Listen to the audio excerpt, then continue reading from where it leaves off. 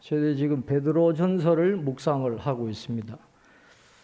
베드로 전서는 예수님의 수제자인 베드로 사도가 본도 갈라디아, 갑바도기아, 또 아시아 비두니아에 있는 흩어진 나그네라 그랬는데, 베드로 사도는 이 나그네라는 말 굉장히 좋아합니다. 또 의미 있는 말이죠.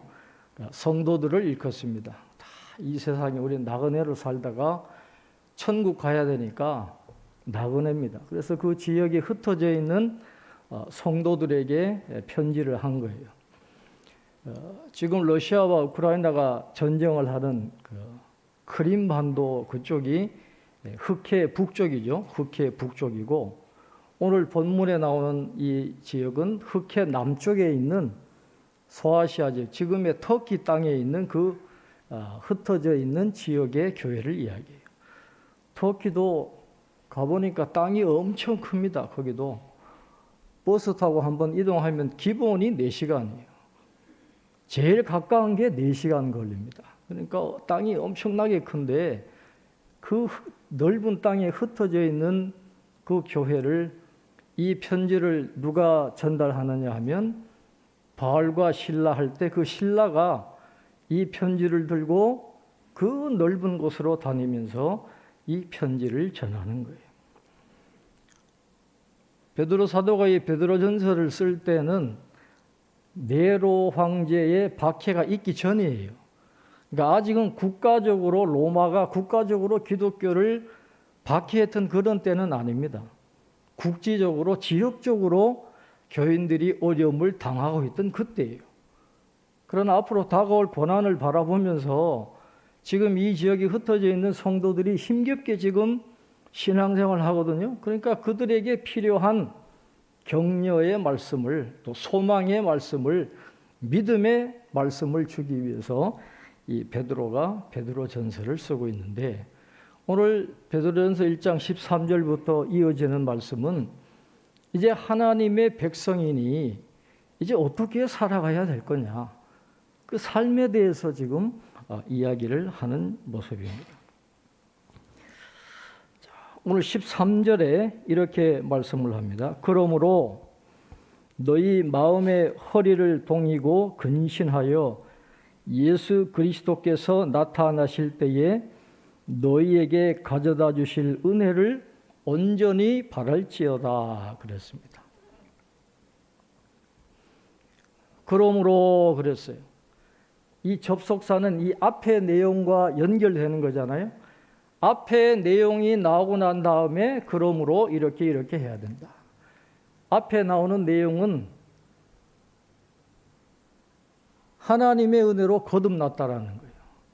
거듭나면 새로운 생명이 주어지는데, 그 새로운 생명을 받은 사람들은 이 땅을 고향으로 생각하지 않고, 영원히 사는 것으로 생각하지 않고, 하늘의 유업을 바라보는 산 소망을 가지고 살아가는 하나님의 자녀라고 하는 새로운 정체성, 새로운 신분이 주어졌다라는 거예요.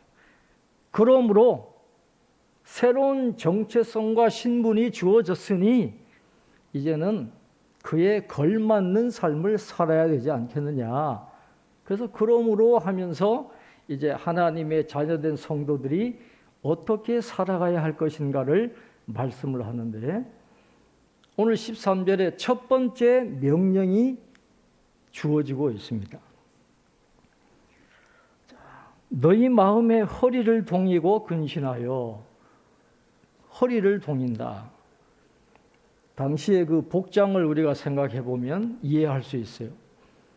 이 그리스 사람들하고 로마 사람들은 지중해성 기후니까 덥고 습합니다. 그래서 바지를 입지 않아요. 그냥 이 가운 같은 튜닉, 그냥 통으로 된 그런 옷을 입고 살았어요. 바람도 잘 통하고 하도록.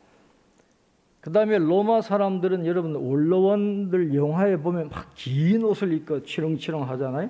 그걸 토가라 그래요. 토가. 어떤 토가는 6m에 달하는 그런 토가인데 그걸 입고 어떻게 움직이겠어요. 그러니까 보통 생활할 때는 그리스 사람 같은 튜닉, 이런 옷을 입고 사는 거죠. 그러니까 얼마나 불편합니까? 만약에 뛰어간다든지 뭔가 중요한 활동을 하면 이게 고추장스러워서 넘어질 수밖에 없는 거죠. 그러니까 뭔가를 할 때는 옷을 들어 올려가지고 허리에 묶고 자유스럽게 다니는 거죠. 그러니까 허리를 동인다는 말을 이제 마음에 적용하라는 거예요. 어떤 영적인 목표가 새로 생겼기 때문에 거추장스러운 건 다 버리라는 거예요. 어떤 영적인 목표, 하늘의 유업을 얻게 되는 그 소망이 주어졌으니 다른 세상의 거추장스러운 거는 다 버리고 허리를 동이고 근신해서 뭘 바라보느냐? 세상을 바라보지 말고 예수님이 다시 오실 때에 완성될 그 구원의 완성, 그 은혜를 바라보면서 살아가야 된다라고 하는 것을 오늘 베드로 사도가 우리에게 보여주고 있습니다. 그래서 베드로 사도가 첫 번째 공식적인 명령은 예수 그리스도께서 나타나실 때에 너희에게 가져다 주실 은혜를 온전히 바랄지어다. 이게 첫 번째 명령이에요. 세상을 바라보지 말고 재림 때 완성될 그 구원을 바라보면서 살아가라. 그게 새로운 신분과 정체성에 걸맞는 성도의 삶이다라는 것을 오늘 말씀을 하고 있습니다. 자, 그렇다고 한다면 하늘에 있는 유업을 바라보고 산 소망 가운데 살아가고 있는 사람은 그럼 어떻게 살아가야 된다는 것입니까? 오늘 14절부터 17절 말씀 이렇게 말씀합니다. 너희가 순종하는 자식처럼 전에 알지 못할 때에 따르던 너희 사욕을 본받지 말고 오직 너희를 부르신 거룩한 이처럼 너희도 모든 행실에 거룩한 자가 되라. 기록되었으되 내가 거룩하니 너희도 거룩할지어다 하셨느니라. 외모로 보시지 않고 각 사람의 행위대로 심판하시는 이를 너희가 아버지라 부른즉 너희가 나그네로 있을 때를 두려움으로 지내라. 아멘. 지금 이 베드로 사도의 편지를 받는 사람들을 베드로가 뭐라고 이야기합니까? 순종하는 자식이라 그랬어요. 이제는 예수님의 은혜로 구원받은 하나님의 말씀에 순종할 수 있는 그런 능력이 주어졌어요. 그래서 불순종의 자식이 아닙니다. 순종하는 자식이다. 그렇게 이야기를 하고 있어요. 그러니까 순종하는 자식이 되었으니 그에 걸맞는 삶을 살아야 되는데 그것은 곧 하나님처럼 거룩하게 살아야 된다는 거예요. 거룩하게 사는 것이 성도의 삶의 본분인데 여기서 거룩하게 산다는 말은 두 가지로 나눌 수 있습니다. 하나는 소극적인 측면에서 거룩하게 사는 게 있고 그 다음에는 적극적인 측면에서 거룩하게 사는 것을 이야기를 합니다. 먼저 소극적인 측면, 거룩하게 살아가는 것의 소극적인 측면은 오늘 성경에서 이렇게 이야기합니다. 예수님을 믿기 이전에 따르던 그런 사욕을 버리는 거예요. 거룩한 삶의 소극적인 측면은 육체의 소욕을 버리는 거예요. 하나님 알기 이전에 쫓아가던 모든 세상의 가치관, 육체의 욕심을 따라가던 모든 것들을 이제는 다 버려야 된다는 거예요. 지금 베드로 사도의 편지를 받는 그 소아시아 지역의 성도들은 주로 유대인보다는 이방인들이 많았어요. 그러니까 이방인들이 물려받은 게 뭡니까? 우상 숭배잖아요. 우상을 숭배하고 아주 그 도덕적으로 윤리적으로 타락한 그런 습관들을 물려받은 그런 사람들이기 때문에 철저하게 세상적이에요. 풍요와 다산을 바라고 부와 성공과 명예를 바라는 그런 철저하게 현세적인 물질적인 그런 가치관을 버리는 것이 거룩의 소극적인 측면이다. 베드로 사도가 그렇게 이야기합니다. 그런데 세상에 살면서 이 사욕을 버리는 게 쉽지 않다라는 거예요. 말처럼 쉽지가 않잖아요. 지금 이 베드로 사도의 편지를 받는 그 이방인들, 새롭게 기독교로 개종한 이방인들은 아주 신앙이 어린 사람들이에요. 오래 신앙생활을 한 사람이 아니잖아요. 아주 신앙이 약했던, 이제 예수 믿은 지 얼마 되지 않는, 교회에 들어와서 교회 공동체 속에서 믿음 생활을 한 게 얼마 되지 않는 사람들이니까 세상과 구별해가지고 동떨어지게 철저하게 하나님 중심, 말씀 중심, 예수님 중심, 교회 중심 그 삶을 살아가는 게 쉬웠겠냐는 거예요. 쉽지 않았다라는 거예요. 지금도 쉽지 않잖아요, 우리가. 지난 월요일, 화요일, 13일, 14일 동안 제가 그 속초에서 열린 장신대 우리 학부 총도문회, 장신대는 세 과가 있어요. 신학과, 기독교 교육학과, 교회 음악학과. 그래서 70년대에 장신대에 입학했던 선배들부터 2016년에 장신대에 입학했던 그 동문들, 목회자들 한 150여 명이 모여가지고 동문대회를 가졌습니다. 지금 현재 총장도 동문이고 동문인 교수님들이 여러 분 오셔가지고 이제 코로나 이후에 교회가 어떻게 될 건가, 교회 환경이 어떻게 바뀔 건가에 대한 주제 발표를 한 게 있습니다. 장신대 기독교 교육 연구원 원장인 신형섭 교수님, 기독교 교육학과 교수님인데 이분이 교회 목회, 교육 목회, 특별히 교회 학교에 대한 강의를 하면서 이런 말씀을 하세요.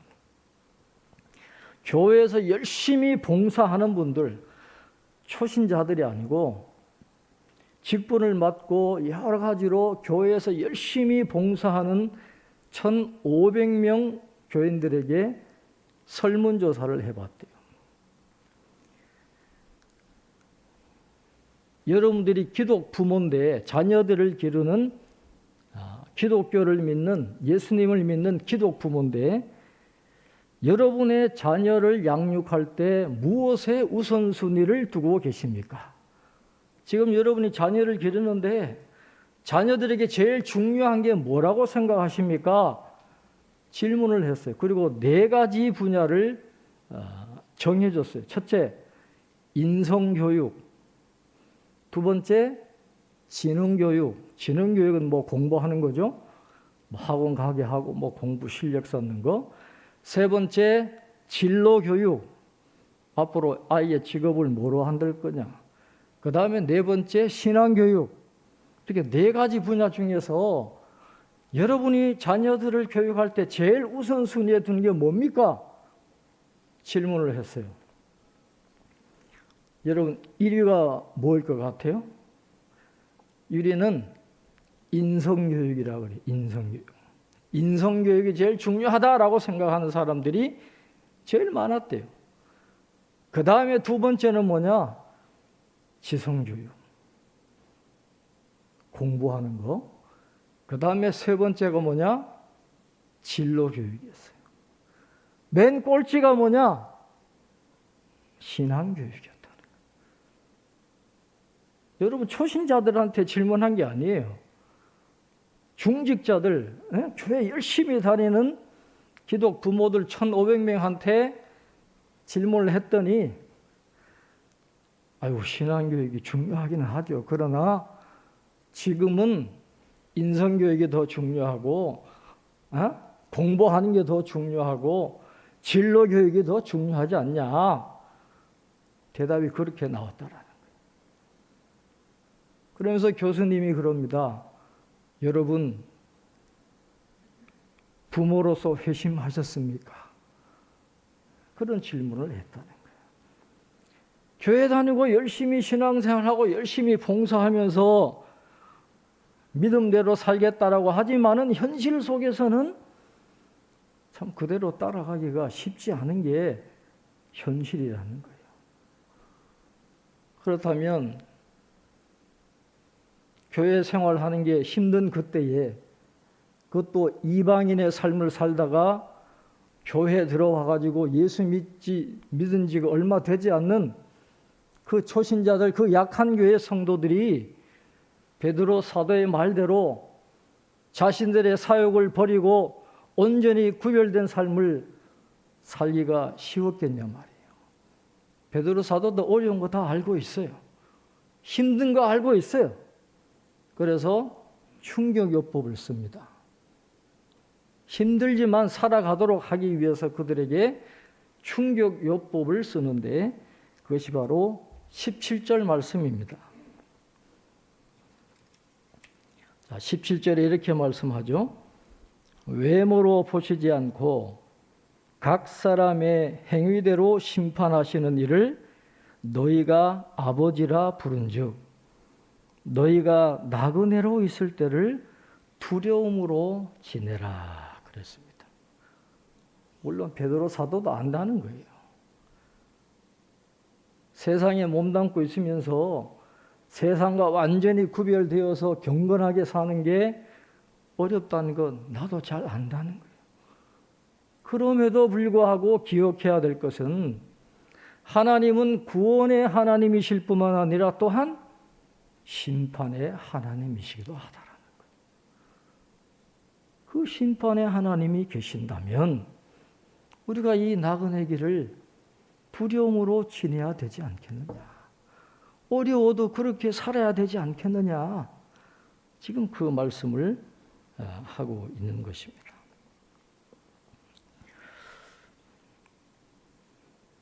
그러면 왜 전에 예수님을 믿기 이전에 따르던 사역을 왜 버려야 되겠습니까? 왜 그것을 버리라고 베드로는 힘든 걸 알지만은 그래도 왜 버려야 된다라고 이야기하는 걸까요? 자, 18절, 19절에서 그 이유를 다시 한번 이렇게 밝히고 있습니다. 18절, 19절입니다. 너희가 알거니와 너희 조상이 물려준 헛된 행실에서 대속함을 받은 것은 은이나 금같이 없어질 것으로 된 것이 아니요 오직 흠없고 점없는 어린 양 같은 그리스도의 보배로운 피로 된 것이니라. 그렇게 말씀했어요. 왜 그 사역을 버려야 되느냐? 그 사역을 따르면 멸망에 이르기 때문에 그렇습니다. 헛된 행실이라 그랬잖아요. 이건 헛된 거예요. 그걸 따라가 봐야 열매가 없어요. 그걸 따라가면 망하는 거예요. 그걸 따라가면 영원히 죽는 겁니다. 그러니까 그 사역을 버려야 된다라는 거예요. 살리는 게 아니라 죽이는 것인데 그걸 왜 따라가겠어요?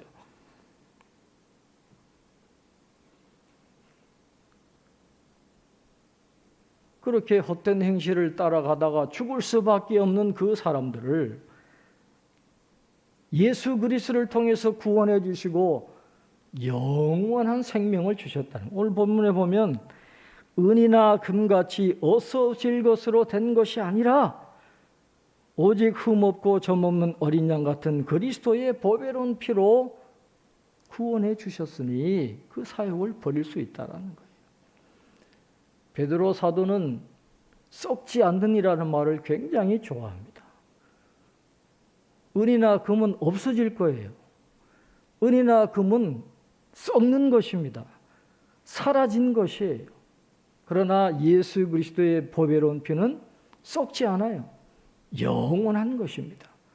사도 바울은 그걸 굉장히, 이 베드로는 굉장히 그것을 강조를 하고 있습니다. 예수 그리스도의 피는 영원하다라는 것입니다. 그러니까 세상의 은이나 금을 쫓아가지 말고 멸망에 이를 사역을 쫓아가지 말고 예수님으로 말미암아 주어진 영원한 생명, 하늘에 있는 그 유업을 바라보면서 소망 가운데 살아가야 되지 않겠느냐. 지금 성도들에게 그렇게 권면하고 계시는 것입니다. 사욕을 버리는 것, 이거는 거룩함의 소극적인 측면이에요. 이것만 했다고 해서 거룩하게 산다라고는 이야기할 수 없어요. 또 한 가지가 있습니다. 적극적인 측면이 있어요. 그건 뭐냐 하면 하나님을 믿고 이웃을 사랑하는 거예요. 이게 적극적인 것입니다. 자, 20절부터 22절까지 자, 우리 한번 같이 읽겠습니다. 20절부터 22절입니다. 그는 창세 전부터 미리 알린 바 되신 이나 이 말세에 너희를 위하여 나타내신 바 되었으니 너희는 그를 죽은 자 가운데서 살리시고 영광을 주신 하나님을 그리스도로 말미암아 믿는 자니 너희 믿음과 소망이 하나님께 있게 하셨느니라. 너희가 진리를 순종함으로 너희 영혼을 깨끗하게 하여 거짓이 없이 형제를 사랑하기에 이르렀으니 마음으로 뜨겁게 서로 사랑하라. 아멘. 여기에 거룩의 적극적인 측면이 있는 것입니다. 21절에 너희는 그를 죽은 자 가운데서 살리시고 영광을 주신 하나님을 그리스도로 말미암아 믿는 자니 그랬어요. 하나님을 믿는 자, 하나님 살아계신 것과 그가 자기를 찾는 자들에게 상 주시는 이심을 믿고 살아가는 것, 하나님을 사랑하면서 하나님의 말씀에 순종하고 살아가는 것, 그리고 믿음과 소망을 세상에 두지 않고 믿음과 소망을 하나님께 두고 살아가는 것, 이것이 거룩의 적극적인 측면입니다. 그렇게 하나님을 믿고 하나님을 사랑해야 되면 그 영혼이 깨끗해지는 거예요. 그래서 이웃을 사랑할 준비가 된다는 거죠. 그래서 거짓이 없는 사랑으로 이웃을 사랑하는 것으로 연결이 되니까 거룩의 적극적인 측면은 하나님을 경외하고 이웃을 사랑하는 삶으로 나타나게 된다라고 하는 것입니다.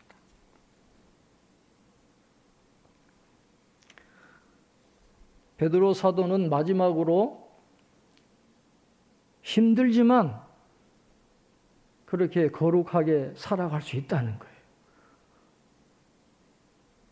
우리 힘으로는 안 되죠. 그러나 하나님의 말씀의 힘과 능력으로 거룩을 지향할 수 있고 거룩하면서 자라날 수 있다라는 것입니다. 하나님의 말씀이 있기 때문에. 자, 오늘 23절부터 25절까지 우리 한번 같이 읽겠습니다. 너희가 거듭난 것은 썩어질 씨로 된 것이 아니요 썩지 아니할 씨로 된 것이니 살아있고 항상 있는 하나님의 말씀으로 되었느니라.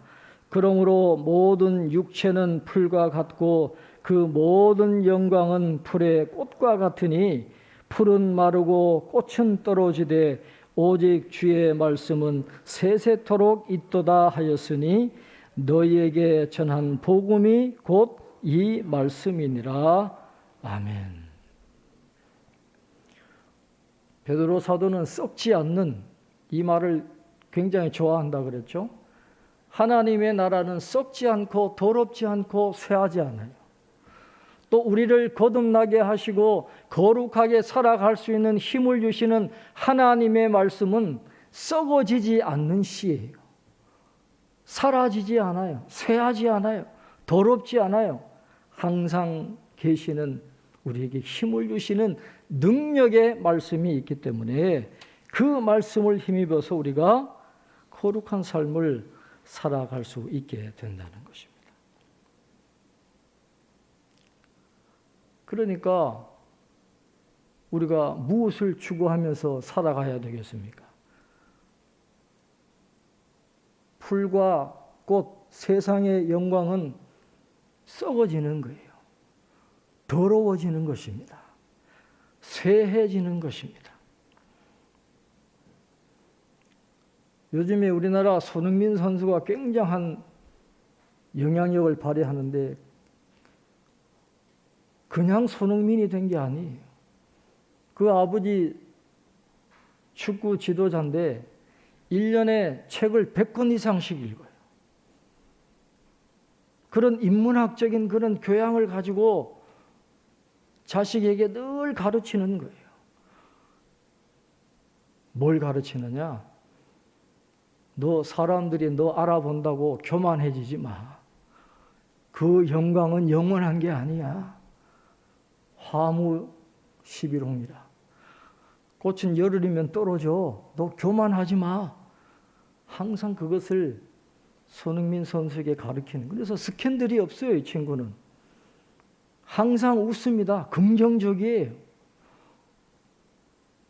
실력에 비해서 과소평가돼도 뭐 개의치 않아요. 자기가 즐겁게 사는 거예요. 하루하루 최선을 다하면서. 꽃은 지게 되어 있고 풀은 시들게 되어 있어요. 그러나 영원한 것은 하나님의 말씀밖에 없어요. 그래서 우리가 뭘 추구해야 되겠어요? 영원한 것을 추구해야죠. 영원히 썩지 않는, 없어지지 않는 살아계신 하나님의 말씀을 추구하고 말씀의 힘을 입을 때 그래도 힘들지만 그래도 거룩을 지향하게 되고 거룩한 삶을 살아갈 수 있다라고 하는 것을 오늘 성경은 말씀을 합니다. 이제 말씀을 맺겠습니다. 오늘 같은 이 말씀을 들으면 숨이 턱턱 막힌다는 분들이 계세요. 아니 너무 어려워요. 어떻게 그렇게 살 수 있어요, 사람이? 어떻게 이렇게 완전히 구별해서 어떻게 그렇게 거룩하고 성결하고 정결하게 살 수 있습니까? 그런데 여러분, 오늘 이 말씀은 율법이 아니에요. 우리에게 무거운 짐을 지우려고, 우리에게 멍에를 씌우려고 이 말씀을 주는 게 아닙니다. 왜냐하면 행복은 거룩에서부터 오기 때문에 그래요. 세들백 처치, 여러분 잘 아실 텐데, 릭 워렌 목사님이죠. 페이스북에 최근에 기도문 하나를 올렸어요. 자기가 드리는 기도문 하나를 올렸는데, A Prayer for Happiness, 행복을 위한 기도문. 이 기도문 속에 오늘 본문의 내용이 요약되어 있는데 여러분 한번 잘 들어보세요. 말씀의 결론으로 이 기도문을 소개하려고 합니다. 하나님 아버지, 나는 행복하게 되는 법을 배우고 싶습니다. 나는 행복이 행운의 문제가 아니라 배움의 문제라는 것을 깨달았습니다. 하나님, 나 자신에게만 집중된 관심을 벗어버리게 도와주세요. 내가 기댈 만하고 의지할 만하고 믿을 만한 사람이 되게 도와주세요. 내가 약속을 지키는 사람이 되도록 도와주세요. 나는 다른 사람들과 어떻게 하면 더 잘 지낼 수 있는지를 배울 필요가 있습니다.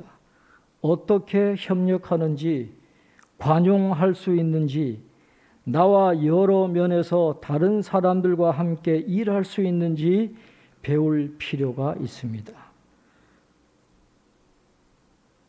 우리는 행복이 거룩으로부터 나오는 것임을 압니다. 우리가 더욱더 당신을 닮아갈수록 우리는 더욱더 행복해질 것입니다. 더욱더 당신을 닮아가게 되도록 나를 도와주세요. 예수님의 이름으로 기도드립니다. 아멘. 거룩해지면 할수록 우린 더 행복하게 살 수 있어요. 하나님이 그렇게 해주세요. 우리에게 심령의 기쁨을 더해 주시고 영혼의 힘을 주십니다.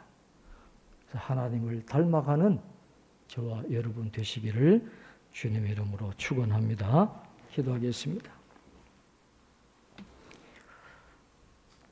존귀하신 하나님, 하나님의 크신 사랑으로 저희들을 구원하시고 거듭나게 하시고 영원한 생명을 주시고 하늘에 있는 썩지 않고 더럽지 않고 쇠하지 않는 유업을 바라보며 거룩한 산 소망 가운데 살아갈 수 있도록 죄를 인도하신 하나님, 그 은혜를 감사합니다.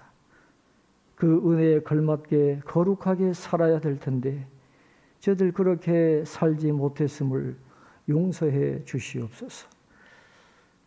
예수님을 알기 전에 쫓아가던 사역을 버려야 될 텐데 마음은 원이로 돼 육신이 약해서 버리지 못하고 아직도 세상의 가치관을 쫓아가는 저희들의 연약함이 있습니다. 그럼에도 저희들 붙들어 주시고 말씀과 기도로 새로운 힘을 주셔서 거룩의 삶을 지향하고 살아갈 수 있도록 도와주시는 하나님, 우리가 더욱더 주님을 닮아가고 하나님을 닮아감으로 행복한 삶을 살아갈 수 있도록 도와주옵소서. 나그네의 길을 걸어가고 있습니다. 언젠가는 우리가 이 땅을 떠나야 되고 심판의 하나님 앞에 서야 될 텐데 그 날을 바라보면서 이 땅의 나그네의 삶을 두려움으로 지낼 수 있도록 도와주셔서 이후에 천국에서 착하고 충성된 종이라 칭찬 들을 수 있는 저희들의 삶이 될 수 있도록 축복해 주시옵소서. 감사하고 예수님의 이름으로 기도하옵나이다. 아멘.